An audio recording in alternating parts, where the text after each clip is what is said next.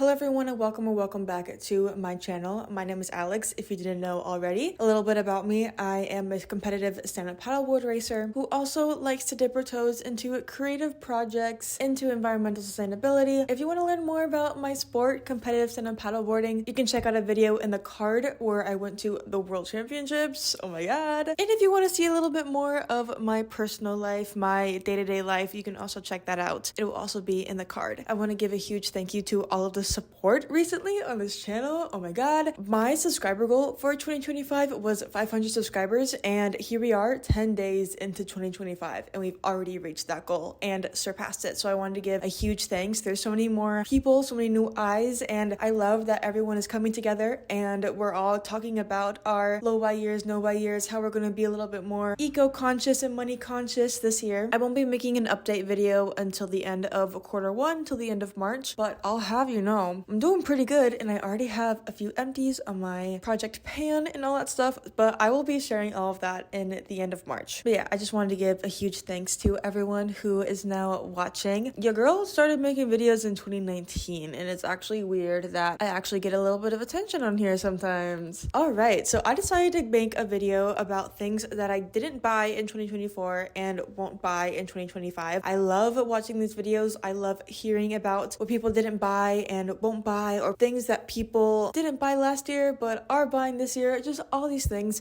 just to get like a good perspective as to people's priorities and people's necessities in their life, and get new ideas and perspective on whether or not you actually need certain things. And with the popularity of my last video, I thought this would be fitting to continue on talking about these things. I hope to make a lot more videos like this. This is literally my dream. Alright guys, this is my dream. I love to make videos like this. So if you have any recommendations or ideas as to what types of videos you'd like me to make, please let me know. Comment down below. But yeah, let's get into all the things that I didn't buy in 2024 and won't buy in 2025. There's a few that are really specific to me and some that are more generalized, so some may work for you, some might not. All these things, I either have reusable substitutes for them or things that I don't find purpose in my life, like they don't serve a good enough purpose for me to have them. And these don't even include the things that we do as a family. There's so many more things that we do as a family. These are just things that I do personally. All right, number one is notebooks and paper. I don't think I've bought a notebook since 2023, and I have not bought paper since who knows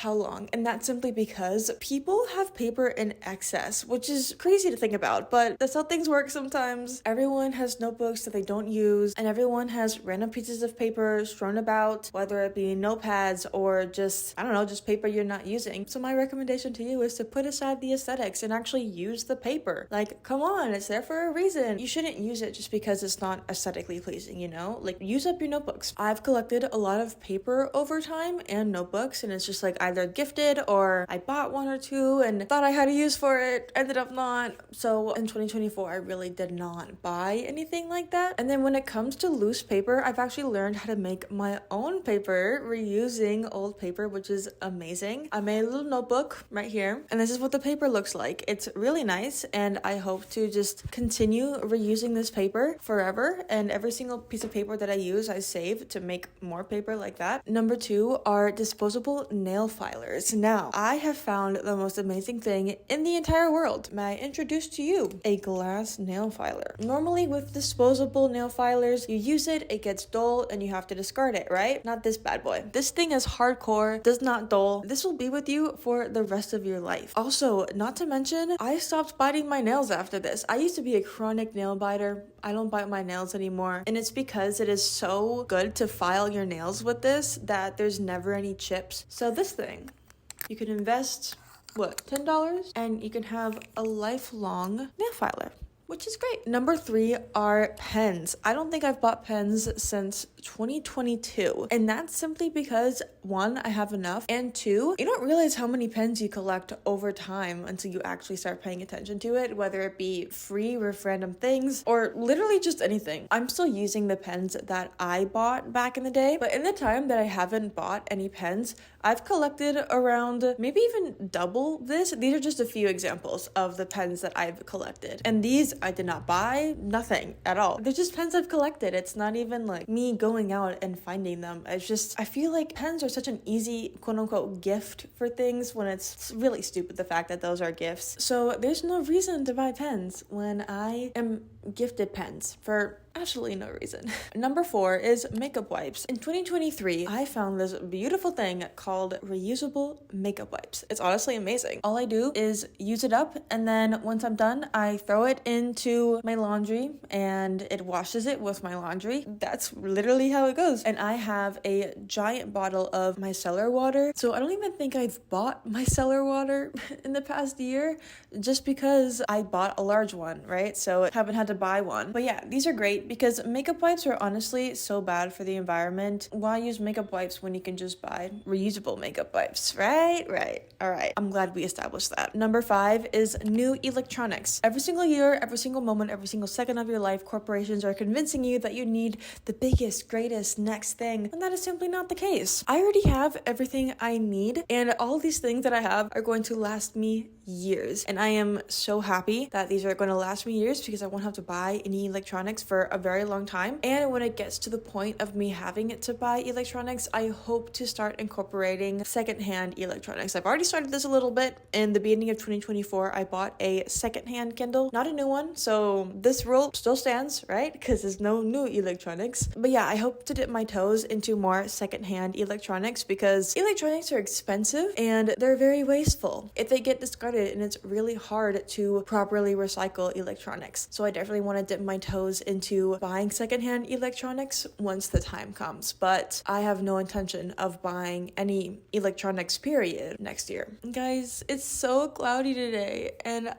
it's so dark. I hope that it doesn't look that bad. Number 6 is very specific to me, but it is toothbrushes, all right? My mother, love you mother, she works for an industry that produces so much waste, so many unnecessary products, one of those being toothbrushes and pens if you want to get into that. So basically through my mom's job, I have a lifetime supply of toothbrushes. And I can be like, oh, well, I want to buy the wooden ones, right? I want to be eco-friendly with my wooden toothbrushes, but it's so much better to use toothbrushes that aren't going to be used instead of just buying toothbrushes because they're quote unquote more eco-friendly. Do you understand what the ones that I'm using are plastic, but they're already on the planet, so it's so much more environmentally friendly, I should say, and more money conscious to just use those instead of buying a quote unquote eco-friendly wooden toothbrush. Number 7 is also really specific to me, but that is lighters. I personally rarely ever use one, and I feel like every household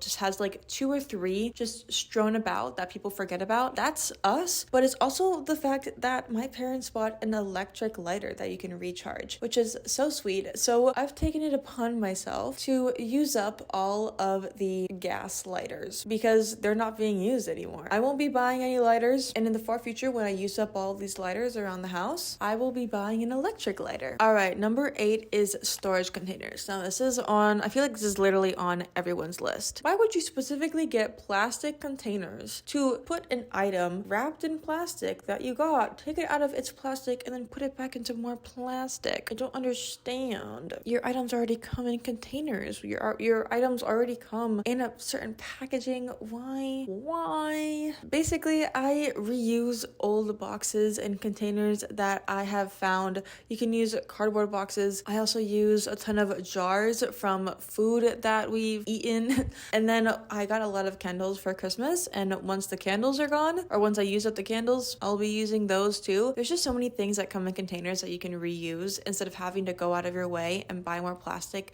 and spend more money on containers. It's kind of silly if you ask me. Number 9 is exfoliant scrubs. Now, there's been this whole craze with Tree Hut where I live. I didn't even know they sold it here. I assumed they didn't until I found it at the grocery store. But for me, I don't exactly understand the point of buying an exfoliant scrub when you can buy a rag, like an exfoliant rag, and just use normal soap with it. It saves money because you don't keep on buying exfoliant scrubs, and it saves on plastic because you don't keep on buying exfoliant scrubs that are in plastic containers. You just have a rag and normal soap. Does that make sense? I hope that makes sense. All right, last but not least, number 10, didn't buy in 24, won't buy in 2025. I won't be buying trendy items just for the sake of them being trendy. Last year, I bought 2 things of what you could say were quote unquote trendy last year. It was a yellow flower clip and a long white skirt. Both of them, I wanted them before I even knew it was a trend. I personally don't understand the purpose of buying something that's trendy just for the sake of it being trendy. Like, if you don't like it, why are you buying it? What's the point? Like, you can buy trends, but you have to genuinely like them and you have to continue to use them. And if you're like, I don't know if I like the trend because like I like it in general or I like it just because it's trendy, I recommend waiting a little bit on it, like sitting on it to see whether or not if it goes out of trend, you'll still like it or not. What's the point in buying something if you won't love it